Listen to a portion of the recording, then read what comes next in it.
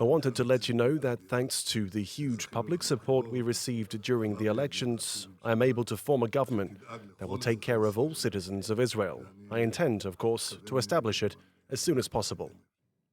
For more, let's go to Jerusalem and correspondent Irris Makler. Irris, is it always a heavy lift forming a government? Where you have to negotiate, yes, it is. But let's look at the timeline. Netanyahu said the election was on November the 1st. Now we're almost at Christmas. Netanyahu said those same words on the night of November the 1st. It'll be easy, I'll get it done. It was going to be 2 weeks, then it was going to be 4 weeks, then he had an extension, now it's 6 weeks. And even though he said, I can do it, he still hasn't signed all the agreements. And I think what you're seeing is that when the parties know he needs them as much as they need him. He isn't choosing from all the available parties. They have him, they're holding him in their hands as much as he's handing out the portfolios. And the negotiation has been very, very tough. And just how right-wing is this government? Israel's outgoing prime minister today said it is the most extreme government in Israel. It will be the most extreme government in Israel's history. And even right-wing members of the outgoing government, the ones who lost, they say this is going to bring on a theocratic government, a Torah state, as they call it.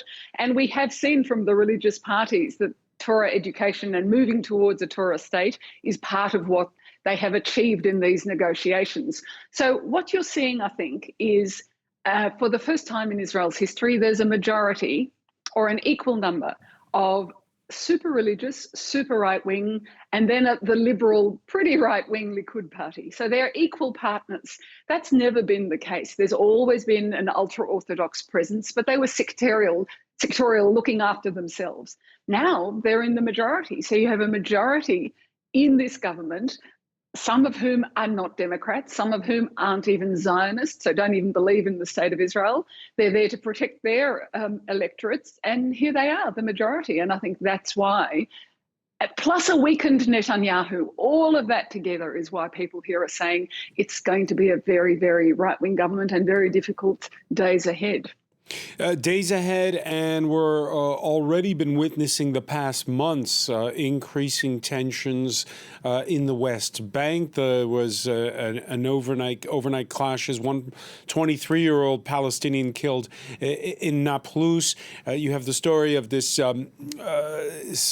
prison inmate in Israel who died of cancer, and Israel, which is not releasing the body.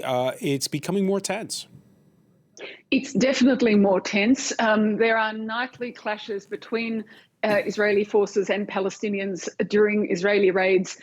Israel says it's going in to arrest wanted men, to arrest people who have committed, who are militants and have committed acts against Israeli civilians or soldiers. But whatever the reasoning, what you're seeing is an upswing in this. Last night, it's a very interesting situation. Last night, Israeli troops were accompanying religious, many ultra-Orthodox Jews. There's a tomb inside Nablus that they like to pray in, Joseph's tomb, and in they went, and they can't go in by themselves, it's too dangerous. Israeli troops accompany them. There are clashes during that, so that's not even a military operation. So we see that then too.